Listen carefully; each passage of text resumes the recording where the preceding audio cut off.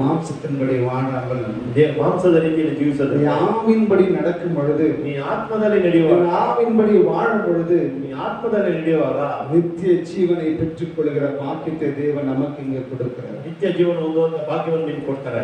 இப்ப முதல் ஆயுதம் ಮೊದಲ ಆಯುಧ ಏನಂದ್ರೆ தேவனுடைய முதல் ஆயுதம் என்ன நம்ம பார்க்கும் பொழுது ದೇವರ ಮೊದಲ ಆಯುಧ ಏನಂದ್ರೆ எதால வச்சு நம்மள ஆண்டவர் அடிக்கிறாரு? ಏತ್ರಲ್ಲಿ ಹೊಡಿತಾರೆ ಅಂದ್ರೆ இந்த வார்த்தையால தான் நம்மள அடிக்கிறார். ಈ ವಾಕ್ಯದಿಂದಲೇ ನಮ್ಮ ஜீவனுள்ள வார்த்தையால தான் நம்மள அடிக்கிறார். ಜೀವವುಳ್ಳ ವಾಕ್ಯದಿಂದಲೇ ஒவ்வொரு வசனத்தை நீங்க படிக்கும் பொழுது ಒಂದೊಂದು ವಾಕ್ಯವನ್ನು ನಾವು ಓದುವಾಗ அந்த வசனம் உங்க கூட பேசும். ಆ ವಾಕ್ಯ ನಿಮ್ಮಲ್ಲಿ ಮಾತಾಡುತ್ತೆ. உலகத்தின் தகப்ப நம்மள பெரம்பால் அடிப்பாரு. ಈ ಲೋಕದ ತಂದೆ ನಮ್ಮ ಬೆತ್ತದಿಂದ ಹೊಡಿತಾರೆ. நாவின் தகப்ப நம்மள வார்த்தையால தாங்க அடிப்பாரு. ಈ ಆತ್ಮದ ತಂದೆ அதனால ஆண்டவர் சொல்றாரு, டெய்லி என்ன பண்ணுங்க, வேதத்தை வாசிங்க. ಅದಕ್ಕೆ ದೇವರು ಹೇಳ್ತಾರೆ, ಡೈಲಿ ವಾಕ್ಯವನ್ನು ಓದಿ, டெய்லி வேதத்தை படிங்க, ದೇವರ ವಾಕ್ಯವನ್ನು ಓದಿ ಅಂತ. டெய்லி வேதத்தை தியானிங்க. ಸತ್ಯವೇದವನ್ನು ಓದಿ ಅಂತಾರೆ. நம்ம வேதத்தை டெய்லி தியானிக்கிறோமா? ನಾವು வேத ವಾಕ್ಯವನ್ನು ಓದ್ತೀವಾ? டெய்லி படிக்கிறோமா? ಡೈಲಿ ಓದ್ತೀವಾ?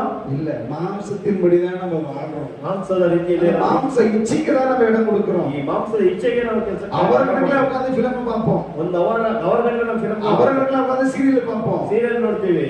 அவர்களுக்குள்ள உட்கார்ந்து வெட்டி கதை பேசுவோம். ಗಂಟೆ ನಾವು ಸೀರಿಯಲ್ ಬೇಡದ ಕಲೆಗಳು ಮಾತಾಡ್ತೀವಿ. 10 நிமிஷம் அந்த சமூகத்துல உட்கார்ந்து பைபிள் படிக்க மாட்டோம். 10 ನಿಮಿಷ ದೇವರ ವಾಕ್ಯವನ್ನು ನಾವು ಓದಲ್ಲ.